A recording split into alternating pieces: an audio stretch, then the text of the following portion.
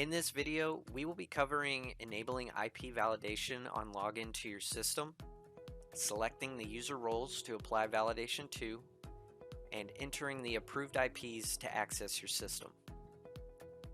Start by clicking on Settings in the top gradient navigation bar, then open the Users and Permissions dropdown to find the IP Whitelisting settings page. Use the checkboxes to select which user roles you want the validation to apply to. For example, an admin may not want to be restricted by IP, but want their employees to have limited workplace access to Shape. Use the Add New IP and type in the IP addresses that you want to have access to your system.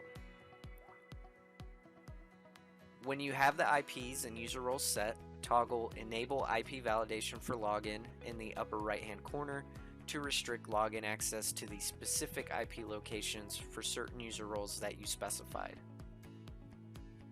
If you have any further questions, please do not hesitate to contact our dedicated support team by emailing support@setshape.com.